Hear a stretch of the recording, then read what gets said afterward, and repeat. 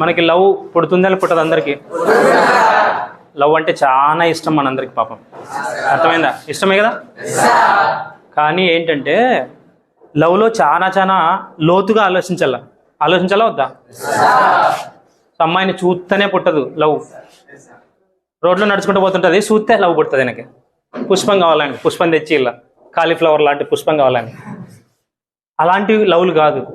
ఎంతోమంది కనపడుతుంటారు. అది కాదు లవ్ అంటే. లవ్ అంటే ఏంటంటే చదువుకునే వయసులో పుట్టేది లవ్ కాదు. నీకు బాగా సంపాదించేటప్పుడు, నువ్వు నీ డబ్బులతో బైక్ కొనుక్కున్నప్పుడు, నీ డబ్బులతో కారు కొనుక్కున్నప్పుడు, నీ డబ్బులతో ఇల్లు కట్టించినప్పుడు మీ అమ్మకి మీ నాన్నకి, దాని తర్వాత నీకు లవ్ పుట్టింది అనుకో. అమ్మ నాన్న దగ్గరికి వచ్చి, అమ్మ నేను ఇల్లు కట్టించినా, మిమ్మల్ని బాగా చూసుకున్నా, నాకు లవ్ అనేది పుట్టింది, ఒక అమ్మాయిని పెళ్లి చేసుకుందాం అనుకుంటున్నాను అని ఎవడైనా చెప్పచ్చా వద్దా?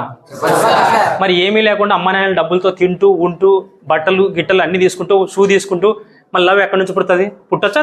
పుట్టకూడదా? పుట్టకూడదు కదా. జాబ్ వచ్చిన తర్వాత, నికార్సైన వయసు వచ్చిన తర్వాత, నికార్సైన డైలాగులు, నికార్సైన మనకి బుద్ధి వచ్చిన తర్వాత, బ్రెయిన్ వచ్చిన తర్వాత లవ్ పుడితే దానికి ఒక అర్థం ఉంది. వాళ్ళ డబ్బులు తీసుకుని వాళ్ళకి తింటూ మనం డబ్బులు వేస్ట్ చేసుకుంటూ లవ్ పుడుతుందా? పుట్టకూడదు. 25 తర్వాత చూద్దాం.